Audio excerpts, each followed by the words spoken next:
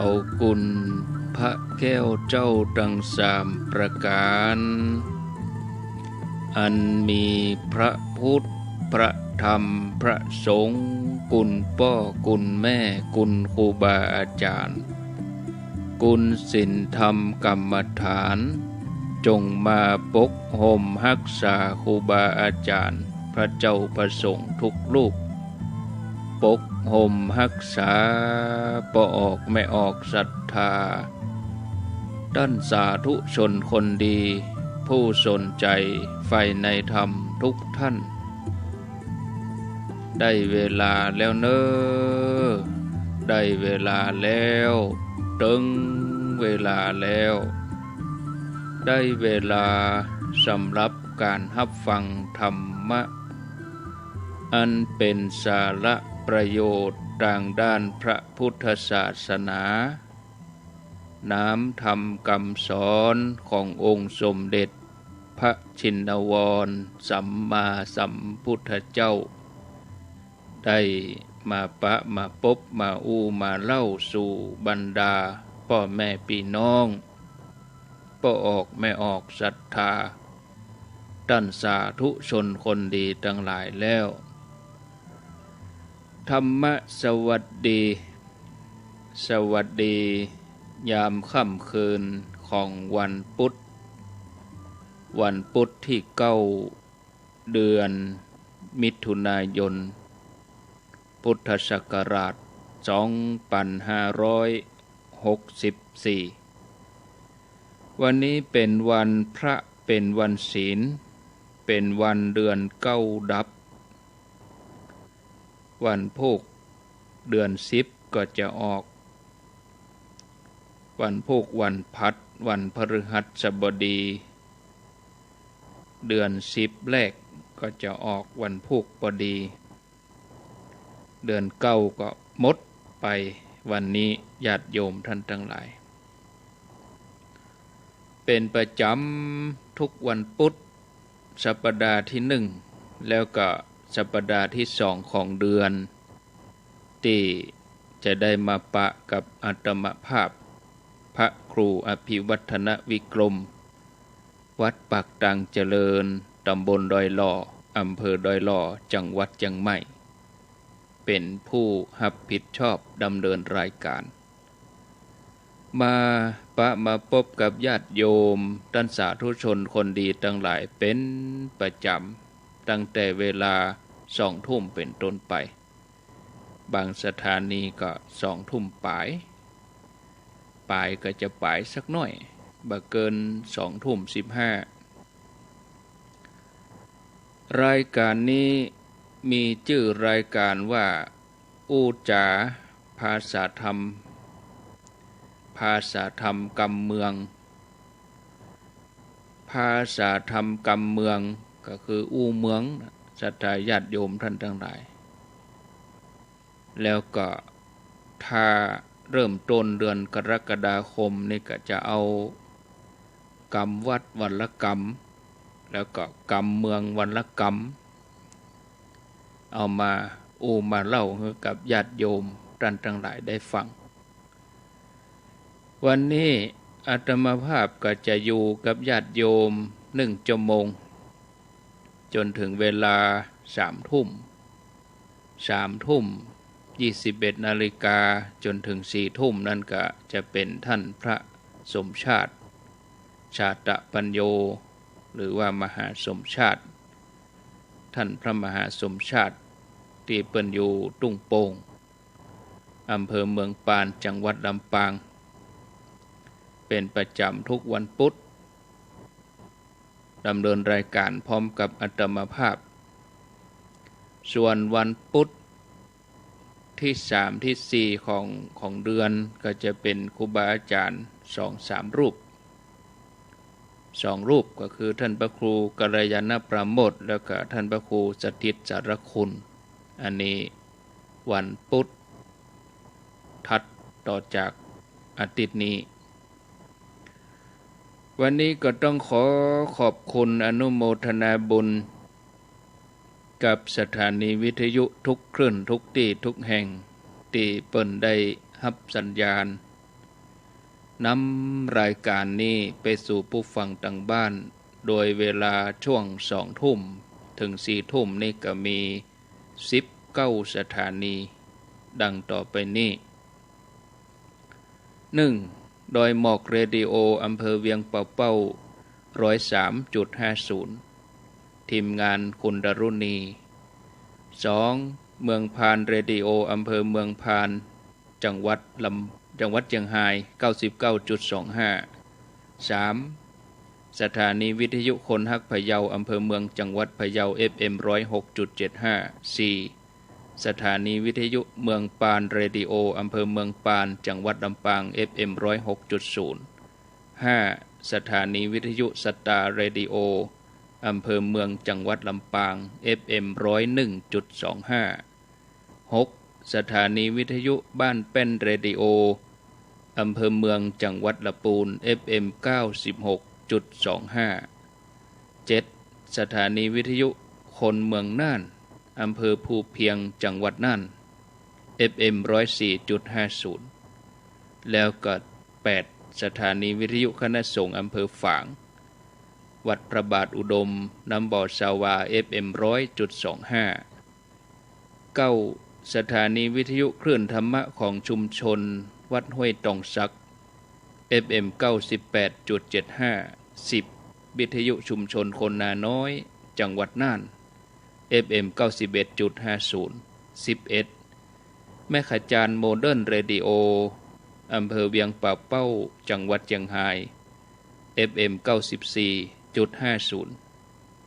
12. สถานีวิทยุแม่วางเรดิโอ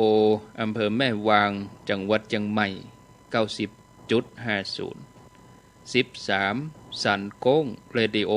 อำเภอแม่สายจังหวัดเชียงราย FM 90.25 14. บ้านต้าเรดิโออำเภอชัยปราการ FM 91.75 15. วิทยุชุมชนคนเมืองลี้อำเภอลี้จังหวัดลำพูน FM 103.75 16. สถานีวิทยุเพื่อการศึกษาพระพุทธศาสนาและวัฒนธรรมวัดฝ่ายหิน FM 104.50 อันนี้ถ้าเป็นวันพุธต้นเดือนเปิ้นก็จะรับสัญญาณวันนี้เปิ้นก็รับเหมือนกันเนื่องจากว่าท่านอนาลัยวัดหนองเงือกท่านติดศาสนกิจที่วัดวันนี้เป็นวันศีลใหญ่ท่านบ่สามารถจะดำเนินรายการได้บ่สะดวกทางวัดฝ่ายหินเปิ้นก็นำสัญญาณนี้ออกอากาศให้ญาติโยมได้ยินได้ฟังกัน17. มนต์เสียงธรรมสถานีวิทยุมนต์เสียงธรรมตั้งอยู่ที่วัดบุพารามอำเภอแม่แจ่มจังหวัดเชียงใหม่ FM 106.25 18. Radio Network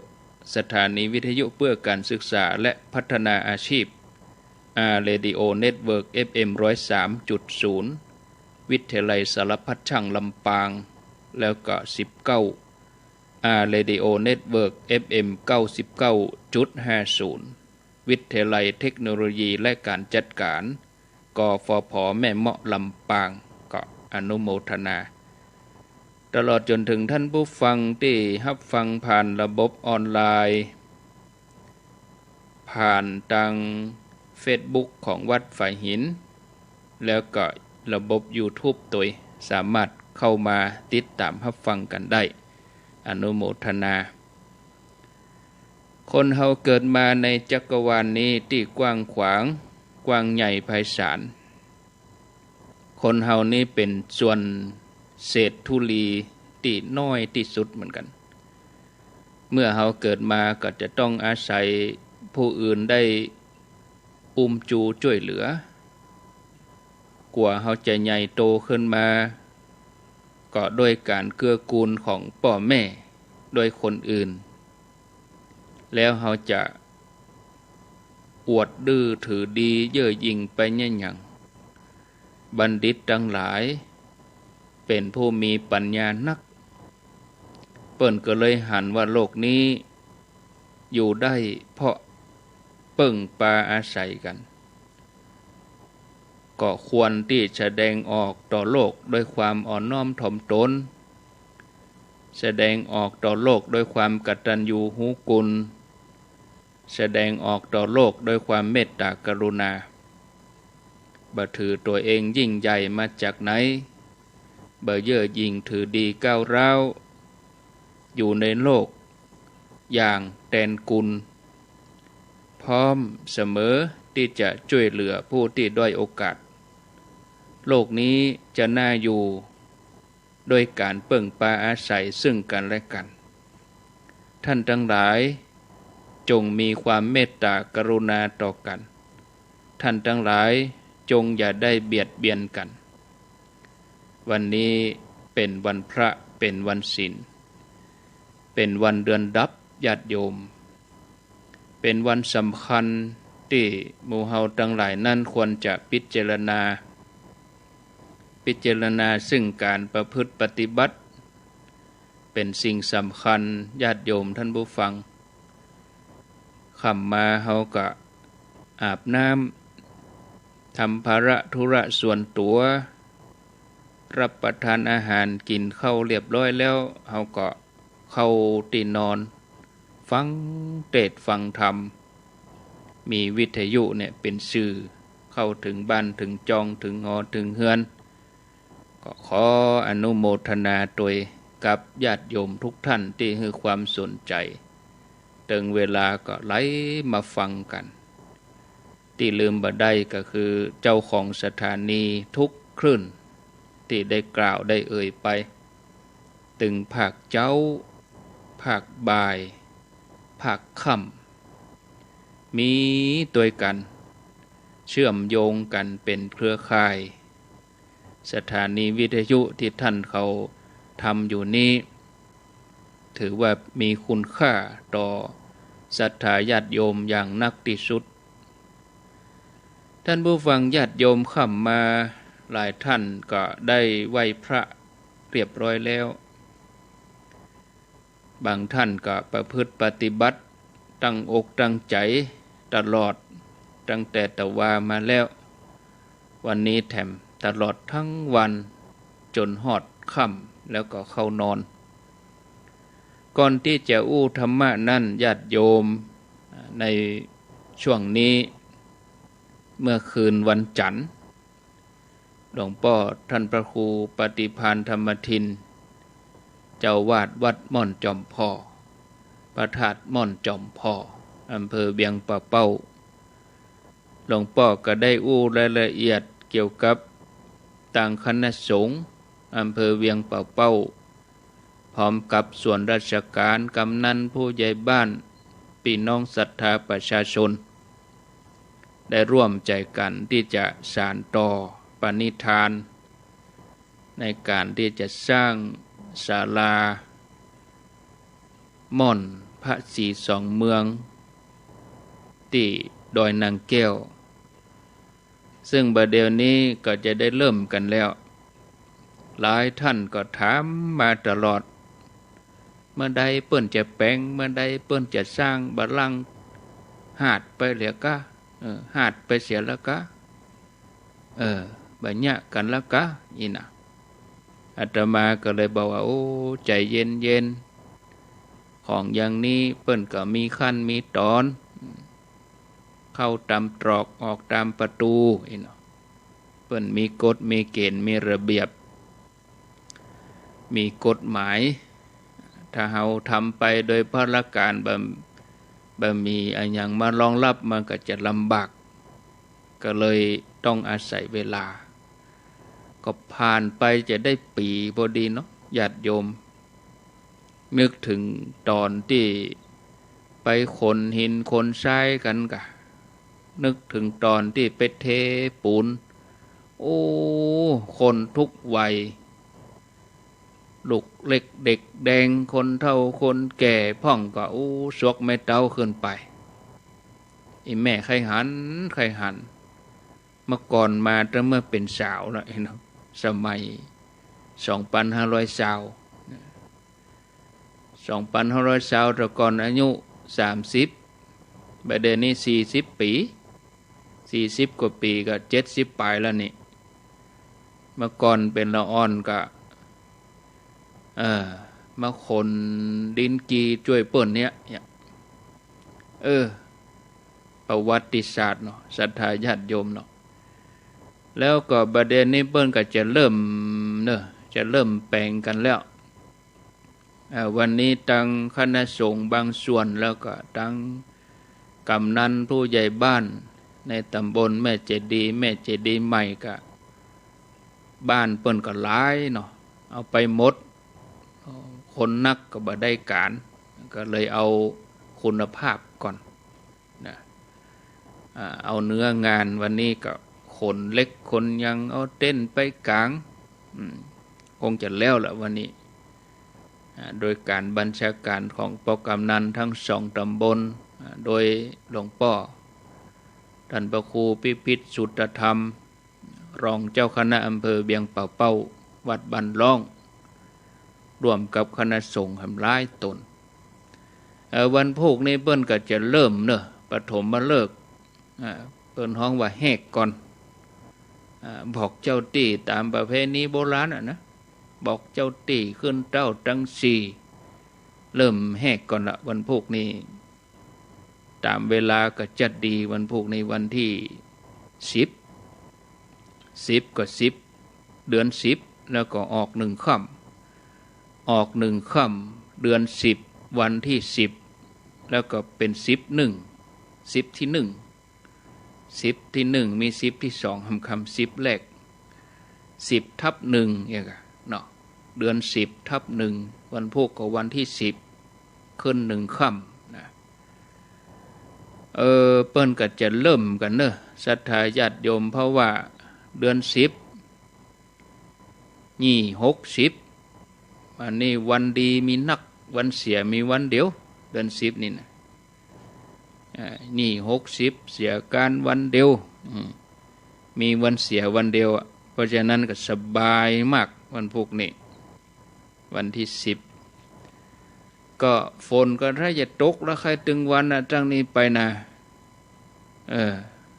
ฝนตกดีที่หันเมฆมีบนหัวเขาน่ะมืดมากก็ตกศาลาคงจะเนี่ยการได้บ่ปอนนักตะใดแต่ก็ใช้เวลาอยู่เนาะเพียรทำไปกับที่มันสบายคือว่าไฟฟ้านี่เปิ้นก็ได้ใจละเดี๋ยวนี้กระแสไฟฟ้าขึ้นได้สบายก็วันพุธนี้ก็ถ้าไผว่างพูดถึงตังเวียงป่าเป้าก่อนจะไปเอี่ยวไปยังก็ได้ถ้าตังเชียงใหม่ไปก็ต้องใส่เม็ดเพิ่นบ่ปิดกั้นญาติโยมใส่เม็ดคืออย่างคือหน้ากากเพิ่นประกาศมาวันนี้ล่ะถ้าออกนอกเคหสถาน ขออภัยถ้าออกนอกเคหสถานไปที่สาธารณะถ้าบ่ได้ใส่หน้ากากเพิ่นจะปรับนะเพิ่นจะปรับจะใหม่ศรัทธาญาติโยมนะเพราะนั้นต้องใส่แต่เราอยู่ในบ้านเรานี่มีปัญหาออกนอกบ้านไปนี่ต้องใส่นะศรัทธาญาติโยมก็มาอ่านนี่อย่ามาเดือดร้อนนะเปิ้นปรับเปิ้นใหม่หัวแล้วก็ไปเดือดร้อนอันนี้คือระมัดระวังก็พกไปฮะนะเอาพกไว้ตัวบัตรประชาชนนั่นนะใจกู้กันเลยเนาะศรัทธาญาติโยมเนาะพกไปด้วยกันเลยกู้กับบัตรประชาชนนะศรัทธาญาติโยมท่านทั้งหลายก็สาธุชนทั้งหลายส่วนที่จะร่วมกันนั่นก็ตั้งเวียงเป้าก็อันนั้นเพิ่นก็ร่วมกันได้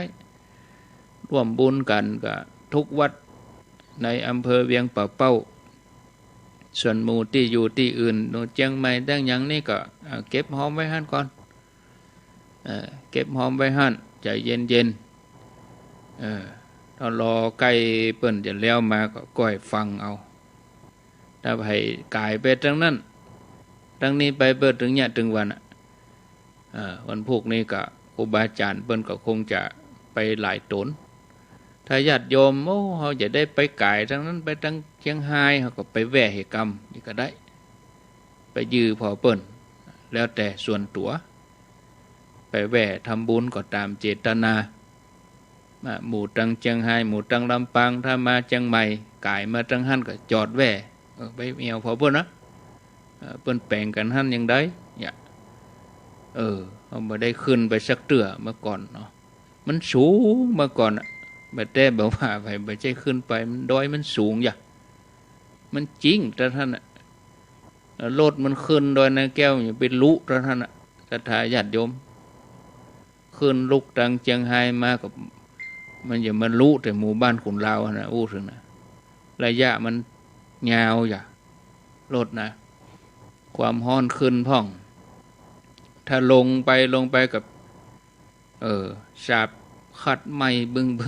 เดี๋ยวนี้ตังดีสบายสี่เลนที่เปิ้นแปลงใหม่ก็ตั้งแต่โดยสเก็ตนี่ไป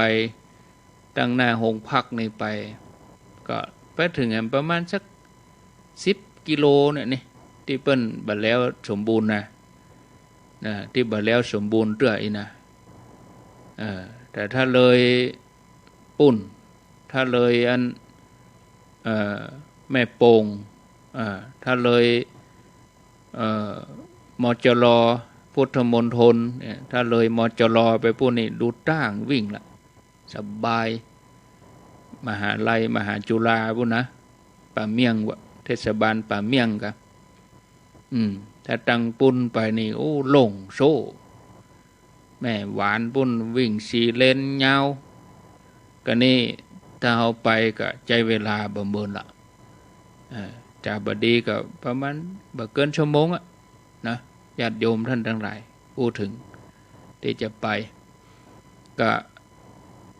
อาตมาก็พอก่อนวันพุธนี่ก็ยังโยมโทรแต่เจ้าก็บ่ฮับปากเตื้อเนาะถ้าจะไปก็ไปเอาดูจังหวะกันไปก็ไปถ้าเขาบอกว่าเขาจะไปแล้วเขามีการแล้วเขาบ่ได้ไปนี่มันบ่ม่วนเอาก้อยว่ากันมันพุกเนาะมาอู้ถึงธรรมะญาติโยมมีเวลาแถมเกินชั่วโมงกำเดียวท่านพระมหาสมชาติเพิ่นจะมาดำเนินรายการวันนี้จะอู้ถึงเรื่องอานิสงส์ของการได้สวดมนต์ก็แล้วกันหลายท่านก็วันนี้ตั้งใจสวดมนต์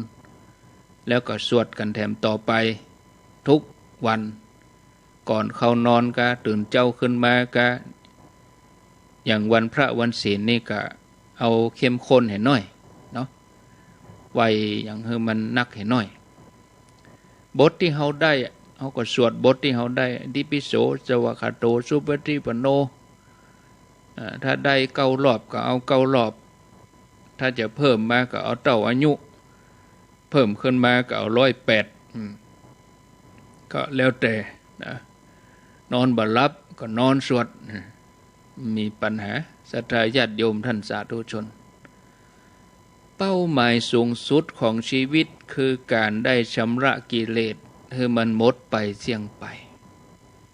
โดยการที่เขาจะต้องมากลั่นใจของเขาให้สะอาดบริสุทธิ์ฉะนั้นญาติโยมการทำพระนิพพานให้แจ้งอย่างที่เขาจังว่ากันนิพพานังปรมังสุขังนิพพานเป็นสุขอย่างยิ่งนิพพานังปรมังสุขังปรารถนาซึ่งพระนิพพานบุญทุกอย่างที่เฮาเนี่ยเฮาทำผ่านมาในชีวิตของเฮาเนี่ยมีอยู่นักญาติโยมลองกึดพอเนาะอันนั้นเฮาก็ได้ทำอันนี้เฮาก็ได้ทำอันนั้นเฮาก็ได้หอมอันนั้นเฮาก็ได้แปลงเนาะแต่บุญที่เฮาจะคุ้นเคยกันก็คือบุญจากการสวดมนต์เนี่ยบุญทานบุญศีลบุญภาวนานี่เขาก็ได้ยินครูบาอาจารย์มาตลอดแต่บุญเรื่องที่เขาจะมาสวดมนต์ไหว้พระนี่ก็เนาะศรัทธาญาติโยมแล้วก็ตั้งวันพุธไปนี่อาตมาภาพเข้ารายการตี 5ก็จะจวนญาติโยมเขาสวดมนต์วันละเกินชั่วโมงทุกวันเลย เตรียมเข้าวัดสาทุกวันเนอะตีห้าแล้วก็ถ้าว่าเป็นเมื่อค่ำในเครือข่ายสีขาวนี่นะเครือข่ายขึ้นสีขาวถ้าห้วยตองซักตัวเมืองน่านตัวแม่แจ่มตัวเมืองฝางตัวนะถ้าเป็นเมื่อค่ำนี่ก็ตั้งแต่ทุ่มถึงทุ่มเกิงเนอะถ้าเป็นเมื่อเจ้าก็ตีห้าถึงตีห้าเกิงทุกวันเขาจะมาสวดธรรมจักรเอาเฉพาะบทธรรมจักรนะญาติโยมไปเสาะหนังสือไว้เห็นเนอะถ้าวันนี้บัดตันกับวันอื่นเริ่มมันพูกมาเจ้าบทธรรมจักรเนอะกลางหนังสือสวดไปด้วยกันมาเจ้ามาเขาก็สวดเหเกิงชั่วโมงสวดธรรมจักรอย่าแล้วก็ฟังธรรมะเหเกิงชั่วโมงเอกพอดีตั้งนี้ไปเดือนกึ่งเข้าวัดสาเนาะกำลังวัดสวดได้ก็ถึงหั่นถ้าสวดโดยถึงวันให้ได้อยู่ให้ได้กำปากอยู่กันนี้เขาไปกินไปตันอย่างที่ไหนนอกจากจะสวดอิติปิโสแล้วเขาก็มาสวดธรรมจักกับปวัตนสูตรเนาะเอามาเกิดถึงเราอ่อนที่เอาไปสวดเมืองฝางที่เอาไปสวดลำปางลูกศิษย์ท่านพระมหาเสาแก้วท่านพระครูปริยัติรัตนโชติก็หูข่าวว่าท่านเจ้าบัดสบายอาพาธก็ออกหงยามาละกาอย่างได้หมูเนอท่านพระครูท่านพระครูวัดห้องกูก็ออกมาแล้วไอ้นี่มาพักฟื้นที่วัดละโอ้บุญนักบุญหนาแบบเป็นยังนักเนาะบุญกรรมบุญจูบางทีร่างกายเขาประท้วงหักโหมงานเกินไปร่างกายมาเลยประท้วงเอาไปเข้าอู่ก่อน ซ่อมก่อนแล้วก็ดีแล้วก็ลุยต่อนี่ก็ละอ่อนนั่นก็ป.3 ป.4 ป.5ว่าธรรมจักรหนังสือก็บ่ได้มาพอบ่ได้กลางหนังสือนะสติปัญญาเขาดีเนาะอย่างหมู่เฮาคนเฒ่าเฮาก็เฮาว่าถึงวันน่ะถ้าเฮาก่อยวันไหนได้เห็นน้อยวันนี้ได้เห็นน้อยมันถึงได้ขนาดคนอ่านหนังสือบ่ได้ยังได้โอ้คะแนนว่าคะแนนตื่นมาแล้วจะไปอยู่บ่ได้เถอะเนาะสวดมนต์เฮาทำให้มันเป็นกิจวัตรญาติโยมทำให้ทุกหลังคาเฮือนที่เฮาฟังวิทยุเนี่ยเหมือนเฮาเปิดวิทยุเนี่ยเสียงดังจ้องบ้านนั้นก็เปิดบ้านนี้ก็เปิดมันม่วนถ้าครับบ้านนั้นเปิดบ้านนั้นเปิดมันม่วนอย่าเสียงสวดมนต์นี่โอ้เป็นเสียงสวรรค์เนาะศรัทธาญาติโยมมันม่วนเหลือด่ากันนะเสียงด่ากันนี่มันเป็นเสียงมโนหกด่ากันแจ่งกันยะพิษกันเถียงกันยะแต่ถ้าเขามาสวดมนต์พ่อก็สวดแม่ก็สวดลูกก็สวดเขาทำให้เป็นแบบอย่างให้ลูกให้หลานเนาะสวดมนต์ทุกหลังคาเฮือนเขาทำกันบาขาดแปลงบ้านให้เป็นวัดทำวัดอย่างที่เปิ้นวัดทำวัดในที่นี้ก็คือวัดข้อวัดปฏิบัติวัดก็คือปฏิบัติสวดมนต์ไหว้พระเขาก็ทำกันสม่ำเสมอการสวดมนต์ไหว้พระปูจาพระรัตนตรัยนี่มันง่ายนะบางทีเขาแม่เจ้าเขาบ่ต้องไปเกียมอุปกรณ์อะไรอย่างนั้นเพียงแต่เกียมใจอย่างเดียวเนาะญาติโยมเนาะแต่ถ้าเป็นวันศีลนี่กันอย่างที่เคยแนะนำอย่างวันนี้วันศีลเนี่ยเก็บดอกเก็บหยังเปิ้นบ่ฮือไปวัดรวมตัวกันบ่ได้เตื้อไปวัดบ่สะดวกเฮาก็เอาขันที่เฮาเอาไปวัดน่ะมีขันก็เอาสลุงบ่มีสลุงบ่มีขันก็เอาจานแบนนั่นล่ะสมัยเก่าเพิ่นก็เอาจานแบนนั่นเหรอเนาะถ้วยแบนจานแบนน่ะเอาก็เอามาตั้งไว้หน้าโต๊ะหมู่หน้าบ้านเฮามีโต๊ะหมู่ก็เอาหิ้งพระเนาะศรัทธาญาติโยม เอาดอกเอาดวงมาใส่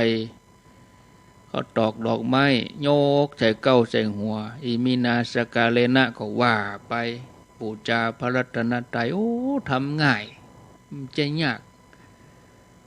โอ้มันยากก็ท่านพระครูก็มันยากก็กึดยากมันก็ยากก็กล้ากึดก็บ่ยากก็ยากที่ใจโยมเองถ้าโยมกึดว่ามันง่ายก็ง่ายถ้าโยมเขากึดว่ามันยากก็ยากคือเฮาบ่อยากจะทำนั่นแหละเรื่องของเรื่องคือเฮาบ่อยากจะทำมันก็เลยยากเพียงแต่ว่าเฮามาไหว้พระไปยากที่ไหนบ่ต้องไปเกียมอุปกรณ์อันใดเกียมใจอย่างเดียวโอ้ตัวนี้มีอานิสงส์นะญาติโยมเนอะจะเล่าเรื่องให้ฟังเนาะอันนี้เป็นเรื่องของพระเถระรูปหนึ่งที่เปิ้นสร้างบารมีอยู่ทีนี้เปิ้นก็ได้มีโอกาสได้บำเพ็ญกุศลกับพระพุทธเจ้าองค์ก่อนๆแล้วพระพุทธเจ้านี่มีหลายพระองค์อย่างที่เขาจำกันเนี่ยพระเจ้า5 พระองค์กักกุสันโธโกนากัมมนะกัสสปะสมณะโคดมสีอริยะเมตไตรอันนี้เขาจำได้เพราะเขาไปไหนเขาก็ได้ยินแต่ว่าก่อนหน้านั้นมีนักพระพุทธเจ้าวิปัสสีพระพุทธเจ้าปทุมุตระพระพุทธเจ้าสิทธัตถะมีนักเนี่ยมีนักวันหลังจะเอามาอู้ให้ฟังเนาะติดไว้ก่อนอันนี้มาอู้ถึงพระเถระรูปนี้นะชื่อว่าอย่างชื่อว่าพระสัตตลังสีเถระเจ้าเปิ้นเคยเกิดห่วมสมัยพระพุทธเจ้าปทุมุตระนะเปิ้นไปเกิดในตระกูลพราหมณ์ที่มีชื่อเสียงในยุคนั้นนี่เป็นยุคแห่งคุณงามความดีก็ว่าได้เพราะว่ามีก็ผู้มีบุญมาเกิดอย่างยุคของเฮานี่มันสูญนะสูญอันกันแต่ญาติโยมลาดตำราคนอันยังพี่เบาหุมีก็ข่าวอันยังบ้าหุยังบ่เอาข่าวดีๆอย่างเงี้ยข่าวที่สร้างสรรค์ข่าวยังพี่เบาคนเขาก็ไปตัวเสพข่าวอยู่ถ้าเอาข่าวดีๆมาให้คนเขาเสพนะให้คนเขาพอเป็นตัวอย่างดีๆคนก็ถ้าจะอยากทำความดีเนาะ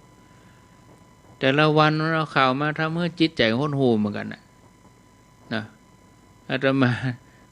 บางทีบ่พอข่าวทีวีมันได้จะปีปลายมานี่แล้วก็ศรัทธาญาติโยมอันนี้เขาก็มาคิดดูท่านผู้ฟังญาติโยมพระเถระนี่เปิ้นก็มาเกิดเปิ้นก็ใช้ชีวิตท่ามกลางวงศาคณาญาติจนกระทั่งเติบโตได้รับการศึกษาโดยส่วนตัวแล้วเนี่ยเปิ้นเป็นคนที่มีปัญญาดีเป็นคนเฉลียวฉลาดสามารถศึกษาวิชาความรู้ของพราหมณ์จนหมดลึงหมดเสียงวิชาของพราหมณ์มีอย่างพ่องนี่เฮียนจบแตกฉานวิชาของพราหมณ์นี่เปิ้นฮ้องว่าวิชาไตรเพศทีนี้เปิ้นก็ชำนาญในการพยากรณ์วิชาพยากรณ์วิชาของพราหมณ์นี่นะสามารถพอลักษณะของคนนี่คือถ้าเป็นคนจีนก็พอโง่เฮงอันนั้นลักษณะดูโง่เฮงอันนี้คนนี่จะเป็นยังได้เป็นได้อะท่านนี้เปิ้นก็สำเร็จวิชานี้เมื่อเรียนจบแล้วในช่วงนั้นบุญเก่าก็มาเตือนเปิ้นตลอดก็ทำให้เปิ้นได้หันโทษของการอยู่ครองเรือนชีวิตการอยู่ครองเรือนนี่เป็นทุกข์ปู่ย่าตายายอุ้ยของเฮาต่างก็ใช้ชีวิตมาแนวนี้ก็บ่หันที่จะมีไผพ้นจากวังวนพ้นจากวัฏฏะแห่งทุกข์นี้ได้เลยท่านก็เลยคิดที่จะออกบวชเพื่อจะแสวงหาทางสงบเมื่อเกิดได้อย่างอัน ก็เลยตัดสินใจสละความสุขทั้งโลกเข้าไปบวชอยู่ในป่าเป็นฤาษีอาศัยอยู่ที่หิมวันตประเทศตั้งใจบำเพ็ญเพียรอยู่ในอาสรมเป็นเวลาม้นนะโดยที่บ่รับรู้เรื่องราวทั้งโลกละปิดไปเลยบ่เกี่ยวข้องกับโลกแล้วจนกระทั่งพระพุทธเจ้าชื่อว่าปทุมุตระเสด็จอุบัติเกิดขึ้นมาพระพุทธเจ้าปทุมุตระได้ตรัสรู้อนุตตรสัมมาสัมโพธิญาณทรงประกาศพระสัทธรรมโดยทั่วชมพูทวีปวันหนึ่งพระผู้มีพระภาคเจ้าปรารถนาที่จะแสวงหาความวิเวกพระองค์ก็เสด็จหลีกเล่นออกจากที่ชุมชนขึ้นไปที่ดอยสูงหม่อนหนึ่งแล้วก็ประทับนั่งสมาธิแล้วก็มีฉัพพนรังสีจากพระวรกายของพระพุทธเจ้าแผ่แจ้งลึงท่านผู้ฟังโอ้แสงเปล่งแจ้งลึงหรือสีหันแสงนั้นปุ่งออกมาเกิดความประทับใจหันมาแต่ไกลโอ้หันใส่แสงอย่างอันเนี่ยก็บักไก่จากอาสมที่ตัวเก่าอยู่ท่านฤาษีนี่เปิ่นเฮียนวิชาห่ำเฮียนมาการตรวจดูลักษณะคนก็ฮู้ว่าโอ้มหาบุรุษผู้นี้คงจะเป็นผู้มีบุญนักนะถ้าอยู่ครองเรือนนี่จะได้เป็นพญาเจ้าเมืองเจ้าจักรพรรดิถ้าออกบวชนี่จะได้เป็นตรัสรู้เป็นพระพุทธเจ้าโอ้วันนี้นับว่าเป็นบุญของเฮาได้รู้เฮาได้หันแสงสัพพนรังสีของพระอรหันตสัมมาสัมพุทธเจ้าบังเกิด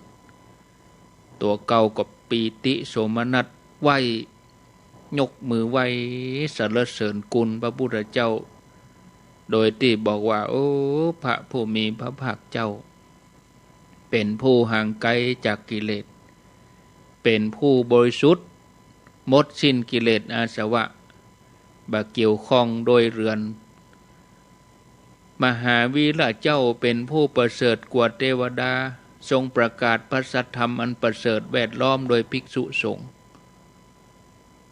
ไว้อยู่หันกล่าวสรรเสริญอยู่นั่นเนี่ย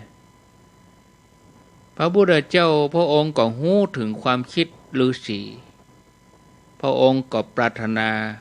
ที่จะให้ความปิติบังเกิดขึ้นกับพระฤาษี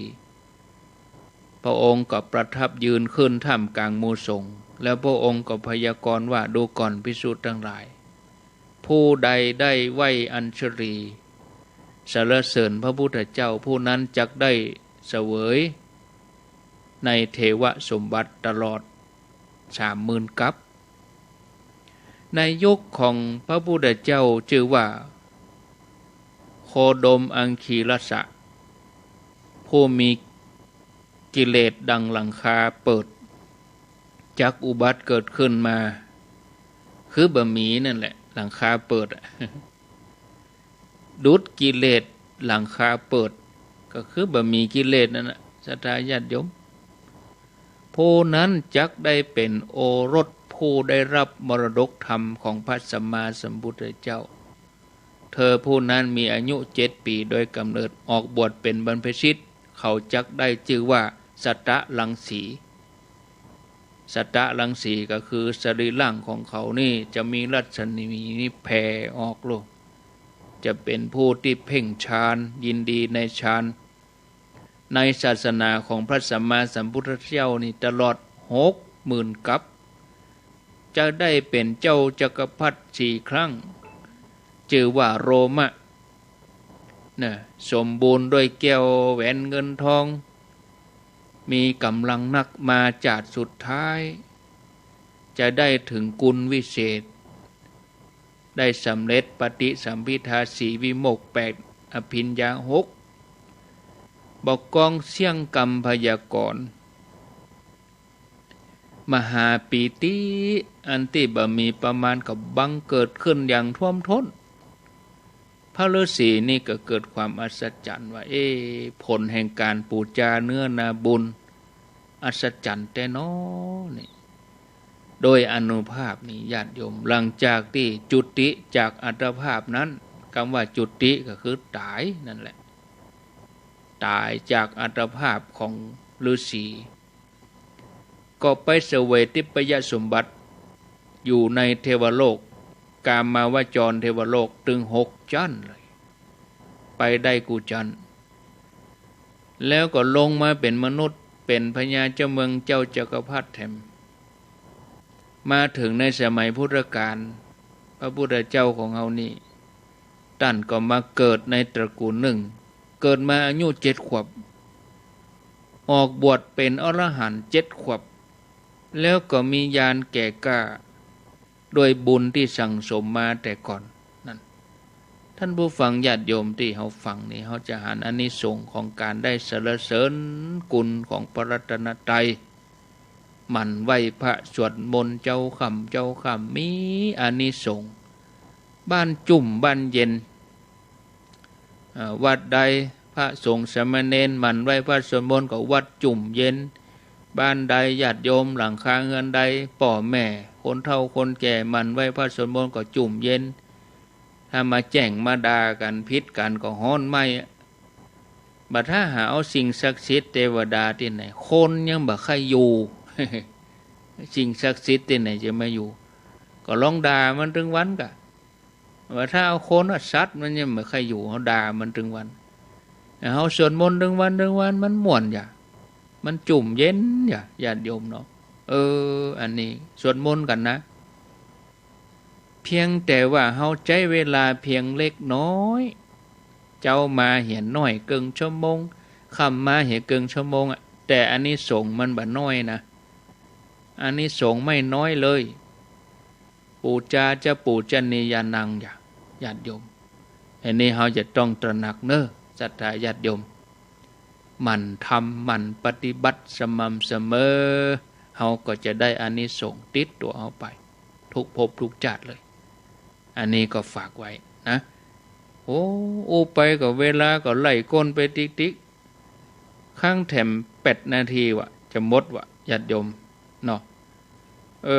อาตมากะจะฮับใส่เอาไว้ไผไว้มันเนาะเอารายงานตัวเหตุก็ปอนั่นเนาะรายงานตัวว่าอยู่ที่ไหนนี่ก็พอละอูยาวก็ได้เวลาหมดอาตมาอยากจะทราบอยากจะรู้ว่าฟังกันอยู่ที่ไหนตั้งใด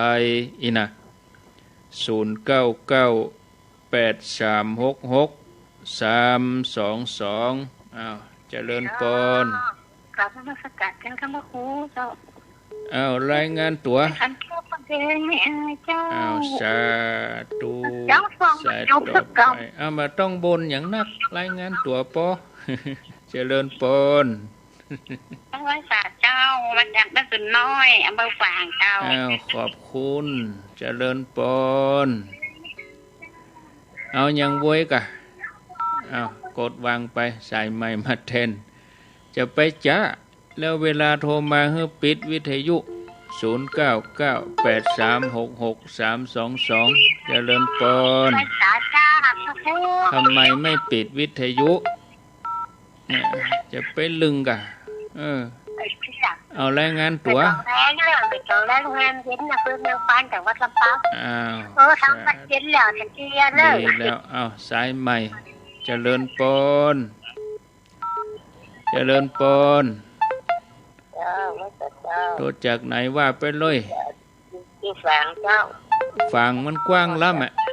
ำฝางมันกว้างล้ำเอาแคบมาหน่อยแม่งอนเจ้าแม่งอนแม่งอนเจริญพรไว้ขาครับน้องเบี้ยวในเมืองเชียงใหม่วัดไผ่หินครับสาธุอีกาน้องเบี้ยวเนี่ยเน็ตต้องอย่างน้องเบี้ยวเนี่ยรวบรัดดีฟังอยู่เจ้าอยู่700 ปีเจ้า700 ปีฟัง104เนาะ104ซาแสดงว่าเปิ้นจำเบอร์ได้หมดแล้วนี่0998366322 เจริญปนเจ้ากรรมสารเจ้านี่แม่ปณีสารแม่ม้าพี่เล็กเจ้าต่อไปเจริญปนกรรมสารเจ้าทางกูเป็นอะไรเมื่อสะพานน้ำเคยเดินทางใต้จังหวัดพะเยา167ของทางพะเยาเจ้าอีกาเอาอย่างเยอะยังดอกคำใจเนี่ยเจริญปนไหว้ขาท่านพ่อปู่เจ้าเอายังบุ้ยจากไหนวันที่แม่บัวจัดบ้านหลวงตำบลดาวปัวพื้นไม่ได้จังหวัดลำปางฟังขึ้น101.25ของอันดารุณีเจ้าสาธุเอาอย่างแม่ทะเนี่ยนี่เอาอย่างแม่ทะเนี่ยฟังอยู่เนอะแม่โลกมันซิวเนอะรายงานครบว่าครบแม่เปิดวิทยุดังอ่ะว่าบ่ครบอ่ะแล้วไปเปิดวิทยุดังเหี้ยนมัสการเจ้าพระพุทธเจ้าจอนตอนแม่ลินเจ้าฟังขึ้นรักสีเจ้านมัสการเจ้าอีกาการโยมพิสมัยต้องเอาสั้นก้มกะเจริญพรเอาจากลำปางเลยอำเภอโกขาแม่บอกขี่ท่าโคฟังกูสถานีไหนว่าครบสถานีคือ1.25เอาสาธุอีกาไม่ต้องถามว่าชัดหรือเปล่าเจริญพรไว้สาเจ้าบ้านทางตำบลคือยังอำเภอดอกคำใจจังหวัดพะเยาเจ้าฟังขึ้นไหนฟังสถานีฝนหักพะเยาเจ้าอย่าดอกคำใจขอบคุณเอาอย่าว่าครบนะเจริญพรเจ้าท่านพระครูฟังอยู่สันกระแปงเจ้าขึ้น104เจ้าอีกาสาธุตอบอย่างเงี้ยเดี๋ยวจะหมดอาตมาละจะหมดเวลาเจริญพรไปป่าเจ้าเวียงสาน่านนะเจ้าเวียงสาเมืองน่านเนาะเจ้านั่งกูคำกูซื้อนะเจ้าขอบคุณเนอะแต่มันโทรบติดเป็นยังวันนี้ติดแล้วใช้ต่อไปเจริญพรเจ้ารายงานตัวเลยว่าวังเจริญตำบลมะแก้วอำเภอวังเหนือจังหวัดลำปางเจ้าจังหวัดลำปาง94เจ้า94.5เนาะ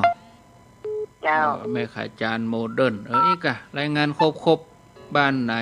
คลื่นยังเจริญปนเอาว่าเลยกะรอทำไมทำร้อยอย่างอ่ะอยากมาคอยใส่เจ้าจันยาแดงเจ้าคนอยู่นะเจ้ายาแดงของมือสมังแต่ยังได้รอจังหวะอยู่นี่เจ้าสายต่อไปเจริญปนข้าพเจ้าท่านพ่อครูแม่ปูเขียวเจ้าฟังอยู่ลวดเลยแม่ฟังอยู่ไหน